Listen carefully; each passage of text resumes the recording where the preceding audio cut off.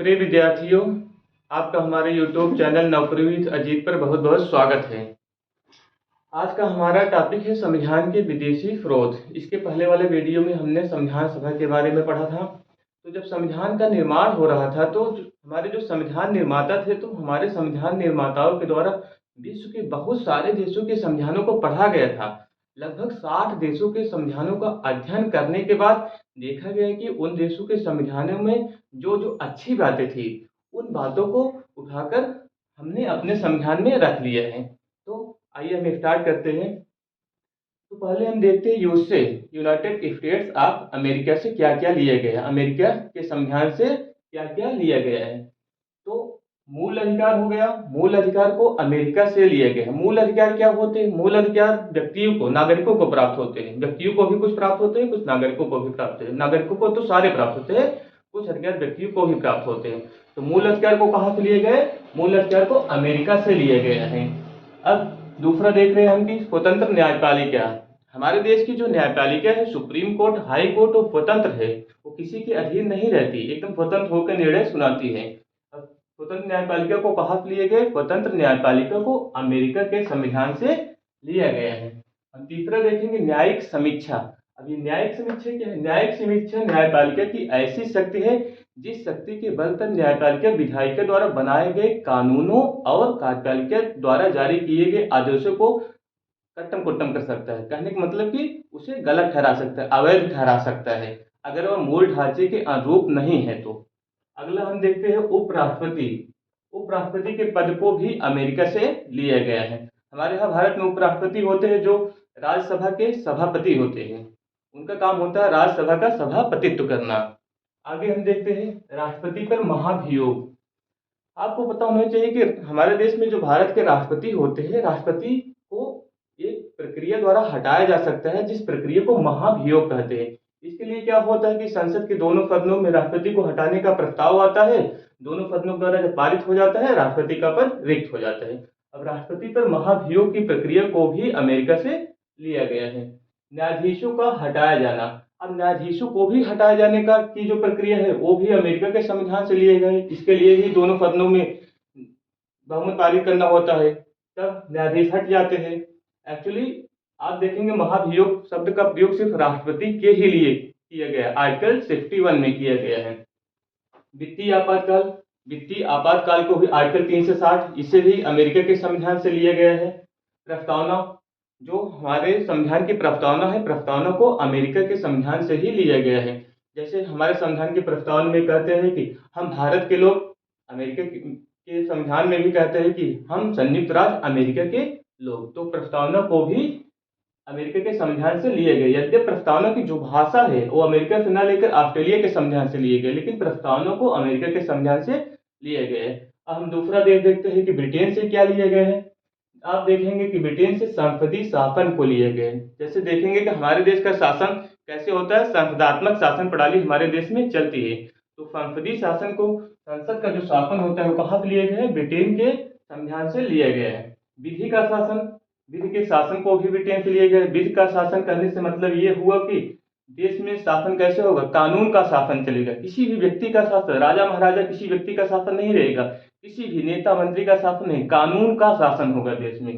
विधि का शासन ब्रिटेन से लिए गए। विधायी प्रक्रिया, विधायी प्रक्रिया कहने का मतलब ये हुआ कि संसद में कोई भी जब कानून बनाया जाता है उसके लिए एक प्रक्रिया होती है, उस प्रक्रिया से गुजर कर ही कानून बनाया जाता है। यह विधायी प्रक्रिया को भी ब्रिटेन के संविधान से लिए गए।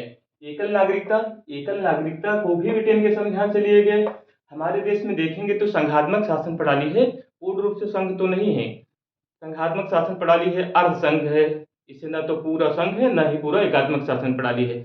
अब संघात्मक शासन प्रणाली की देन ये होती है कि वहां पर दोहरी नागरिकता होती है, लेकिन हमारे यहाँ की नागरिकता जो है इकहरी नागरिकता है, अर्थात भारत में रहने वाले सभी व्यक्ति जो है वो भारत के नागरिक है, किसी भी राज्य के नागरिक नहीं। जैसे यूपी का हो गया, बिहार का निवासी हो गया, झारखंड का हो गया, पश्चिम बंगाल हो गया, गुजरात हो गया, महाराष्ट्र हो गया। तो इन राज्यों के निवासी न होकर सब लोग चाहे भारत में कहीं भी रहे, वे लोग क्या है? भारत के निवासी है, तो भारत के नागरिक कहे जाते हैं। भारत के निवासी सारे भारत के नागरिक कहे जाते हैं। तो एकल नागरिकता को, यहाँ की नागरिकता इकहरी होती है। यह नागरिकता का प्रावधान ब्रिटेन के संविधान से लिया गया है। आगे देखेंगे मंत्रिमंडल होता है, देश का जो शासन चलाते हैं कार्यपालिका मंत्रिमंडल होते हैं, प्रधानमंत्री होते हैं। यहाँ राज्यों में देखेंगे, राज्यों में भी मंत्रिमंडल होता है और सीएम होते हैं यहाँ पर। तो मंत्रिमंडल को ब्रिटेन के संविधान से लिए गए। अब राष्ट्रपति के पद को देखेंगे, राष्ट्रपति का पद जो है हमारे यहाँ ब्रिटेन के ही संविधान से लिए गए, क्योंकि ब्रिटेन में जो राजा या रानी होते हुए कुछ भी नहीं करते। उनका काम होता है कि जो संसद के द्वारा नियम अधिनियम या मंत्रिमंडल और प्रधानमंत्री कुछ भी कहेंगे साइन कर देंगे, सारा काम उन्हीं के नाम पर हुआ माना जाता है। वैसे हमारे देश में भी राष्ट्रपति महोदय जो होते हैं उन्हीं के, जैसे ब्रिटेन में काम करते हैं राजा रानी, वैसे राष्ट्रपति भी काम करते हैं। तो राष्ट्रपति के पद को भी ब्रिटेन के संविधान से लिया गया है। आगे देखें प्रधानमंत्री, जब मंत्रिमंडल को लिया गया है ब्रिटेन से, तो प्रधानमंत्री को भी ब्रिटेन के संविधान से लिया ही गया होगा। प्रधानमंत्री ब्रिटेन हो गया। अब आगे देश देखेंगे हम कनाडा, कि कनाडा से क्या लिए गए। तो कनाडा से लिए गए हैं एक सशक्त केंद्र होगा। संघीय व्यवस्था जो हमारे यहाँ की सशक्त केंद्र के साथ संघीय व्यवस्था को कनाडा के संविधान से लिया गया। कनाडा में देखेंगे तो जो केंद्र सरकार होती है वो ज्यादा शक्तिशाली होती है, वहां पर राज्यों को कम पावर मिला हुआ है। जैसे आप अमेरिका में देखेंगे तो अमेरिका में भी संघीय प्रणाली है, तो लेकिन अमेरिका के संविधान में क्या है कि राज्यों को ज्यादा पावर वहां मिला हुआ है। और यहाँ हमारे देश में और कनाडा में देखेंगे तो वहाँ केंद्र को ज्यादा पावर है, राज्यों को कम पावर मिला हुआ है, केंद्र को ज्यादा शक्ति मिली हुई। वैसे हमारे देश में भी केंद्र को ज्यादा शक्ति मिली हुई है और राज्यों को कम शक्ति मिली हुई। तो सशक्त केंद्र के साथ संघीय व्यवस्था को कनाडा के संविधान से ग्रहण किया गया है। अवशिष्ट शक्तियां भी कनाडा से लिए गए। अब अवशिष्ट शक्तियां कहने से क्या मतलब है? अवशिष्ट शक्तियां, जैसे हमारे यहाँ का शासन जो है वह हमारे संविधान की जो 7वीं अनुसूची है, इसमें क्या है, शक्तियों का बंटवारा है। शक्तियों का बंटवारे के लिए कि केंद्र को क्या विषय मिले हुए, इसके लिए केंद्र सूची है। राज्य को कौन से विषय मिले हुए, किस विषय पर राज्य कानून नियम कानून बना सकती है, इसके लिए राज्य सूची है। और एक है समवर्ती सूची, जिस पर दोनों नियम कानून बना सकती है। लेकिन एक अवशिष्ट शक्ति भी है। अवशिष्ट शक्ति कहने से मतलब ये हुआ कि जो इन तीनों सूचियों में नहीं है लेकिन भविष्य में कभी भी आ सकती है, कोई भी विषय आ सकता है। जैसे जब हमारे देश का संविधान बना था तो उसमें इंटरनेट नहीं था, परमाणु हो गया, इंटरनेट हो गया, साइबर सुरक्षा हो गया, ये सब उस समय नहीं था। तो जब भविष्य में आए तो ये सब अवशिष्ट शक्तियों में चले जाएंगे। तो अवशिष्ट शक्तियों पर कानून बनाने की जिम्मेदारी हमेशा केंद्र सरकार की होती है। और राज्यपाल का पद, राज्यपाल के पद को लिया गया है कनाडा के संविधान से, राज्यपाल के भी पद को लिए गए हैं। जैसे केंद्र के द्वारा राज्यपाल की नियुक्ति की जाती है, राष्ट्रपति नियुक्त करते हैं राज्यपाल को, तो राज्यपाल के पद को भी कनाडा के संविधान से लिए गए। जीएसटी की प्रणाली को भी कनाडा के ही संविधान से लिए गए हैं। अब अगला देश देखते हैं, आयरलैंड से क्या लिए गया? डीपीएसपी, आयरलैंड से डीपीएसपी को लिए गए, directive principle of state policy, राज्य के नीति निदेशक सिद्धांत को आयरलैंड के संविधान से लिए गए। कि अब आयरलैंड ने भी स्पेन के संविधान से इसे ग्रहण किया था। तो डीपीएसपी को आयरलैंड के संविधान से लिए गया है। राष्ट्रपति की निर्वाचन पद्धति, राष्ट्रपति का निर्वाचन कैसे होगा? राष्ट्रपति का निर्वाचन में विधानसभा भाग लेती है, लोकसभा भाग लेती है, राज्यसभा के सदस्य भाग लेते हैं। अब इस पद्धति को भी आयरलैंड के संविधान से लिए गए। राज्यसभा के लिए सदस्यों का नामांकन जो होगा उसे भी आयरलैंड के ही संविधान से लिए गए। अब हम अगला देश देखते हैं, ऑस्ट्रेलिया। ऑस्ट्रेलिया से समवर्ती सूची को लिए गए। अभी हमने बताया कि जो 5वीं अनुसूची है उसमें शक्तियों का बंटवारा है। शक्तियों के बंटवारे में 3 सूची है, केंद्र सूची, राज्य सूची, समवर्ती सूची। समवर्ती सूची वह सूची होती है जिस पर केंद्र और राज्य दोनों सरकारें कानून बना सकती है। लेकिन जब एक ही विषय पर केंद्र और राज्य दोनों कानून बना देगी तो केंद्र वाला कानून माना जाता है। तो समवर्ती सूची को ऑस्ट्रेलिया के संविधान से लिए गए। संसद के दोनों सदनों की संयुक्त बैठक, जब क्या होता है, पार्लियामेंट के दोनों सदनों की ज्वाइंट सेशन होता है, संयुक्त बैठक। जब किसी विधेयक पर दोनों सदनों में मतभेद हो जाता है तो क्या होता है, संसद के दोनों सदनों की संयुक्त बैठक बुलाई जाती है राष्ट्रपति महोदय के द्वारा। तो संसद के दोनों सदनों की संयुक्त बैठक को ऑस्ट्रेलिया के संविधान से ग्रहण किया गया है। अब हम अगला देश देखेंगे, जर्मनी। इसमें देखेंगे आपकी ये जर्मनी के वीमर संविधान से ग्रहण किए गए। वीमर संविधान क्या है जो देख रहे हैं आप, जर्मनी का वीमर संविधान है। जर्मनी का वीमर संविधान वह संविधान था जब फर्स्ट वर्ल्ड वॉर हुआ उसके बाद जर्मनी में जो शासन व्यवस्था आई थी, जर्मनी में जो संविधान बनाया गया था उस संविधान को वीमर संविधान कहा जाता है, क्योंकि वह संविधान जर्मनी के वाइमर नामक स्थान पर बनाया गया। यह संविधान 1933 तक, हिटलर के आगमन, जब हिटलर आया तो 1933 में इस संविधान को समाप्त कर दिया। हालांकि इस संविधान औपचारिक रूप से नहीं समाप्त हुआ था, लेकिन हिटलर के जो कदम थे, हिटलर की प्रक्रिया जो थी, तो इस संविधान का कोई मतलब उसमें नहीं था। तो जर्मनी के वीमर संविधान से लिए गए आपातकाल के समय मूल अधिकारों का स्थगन, कि जब भी आपातकाल लगेगा तो मूल अधिकार क्या होंगे, स्थगित हो जाएंगे कुछ समय तक के लिए, जब तक आपातकाल लगा रहेगा। तो आपातकाल के समय मूल अधिकारों का स्थगन, ये प्रावधान जर्मनी के संविधान से लिया गया है। अब हम अगला देख लेते हैं फ्रांस। फ्रांस से लिए गणतंत्र और प्रस्तावना में स्वतंत्रता, समता और बंधुत्व के आदर्श। फ्रांस से लिए गणतंत्र। अब गणतंत्र क्या होता है? गणतंत्र वो होता है कि किसी भी देश में अगर गणतांत्रिक देश तभी कहा जाएगा जब वहाँ का सर्वे सर्वा जो होता है, हेड होता है। जैसे हमारे यहाँ के हेड हमारे राष्ट्रपति महोदय होते हैं, तो जो देश का सर्वे सर्वा होता है उसका निर्वाचन होता है, न कि वो कोई वंशानुगत व्यक्ति होगा। जैसे ब्रिटेन में होते हैं राजा या रानी होते हैं, तो ब्रिटेन में आप देखेंगे कि वहाँ गणतंत्र नहीं है, वहाँ संघात्मक शासन प्रणाली है, लोकतंत्र वहाँ है, लेकिन वहाँ पर गणतंत्र नहीं है।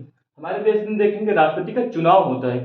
तो किसी भी देश में देश का जो शासक होगा वो निर्वाचन के जरिए उस पद को प्राप्त करेगा, ऐसी प्रणाली को गणतंत्र कहते हैं। हमारे यहाँ का शासन गणतंत्र है, राष्ट्रपति जी का हमेशा चुनाव होता है। तो गणतंत्र को फ्रांस के संविधान से लिए गए। प्रस्तावना में स्वतंत्रता, समता और बंधुत्व के आदर्श। प्रस्तावना में देखेंगे तो स्वतंत्रता के बारे में बताया गया है, समानता के बारे में बताया गया है, बंधुता भाईचारे की भावना बनाने के बारे में बताया गया है। तो ये आदर्श जो है फ्रांस के संविधान से लिए गए हैं। अगला देख देखते सोवियत संघ। हालांकि अब तो रूस है, पहले सोवियत संघ हुआ करता था, 1951 में सोवियत संघ का विघटन हो गया। तो सोवियत संघ के संविधान से देखो मूल कर्तव्य लिए गए हैं। जैसे भारत में रहने वाले नागरिकों के मूल अधिकार होते हैं कि राज्य के द्वारा उन्हें कुछ अधिकार दिए जाएंगे। उन अधिकारों को न तो कोई राज्य छीन सकता है उनसे, न तो कोई व्यक्ति छीन सकता है। अगर आपको अधिकार चाहिए तो आपके लिए कर्तव्य भी तो जरूरी है। तो क्या हुआ कि 42वें संविधान संशोधन 1976 में सरदार स्वर्ण सिंह समिति की सिफारिश पर संविधान में मूल कर्तव्य को जोड़ा गया था। मूल कर्तव्यों की संख्या 11 है।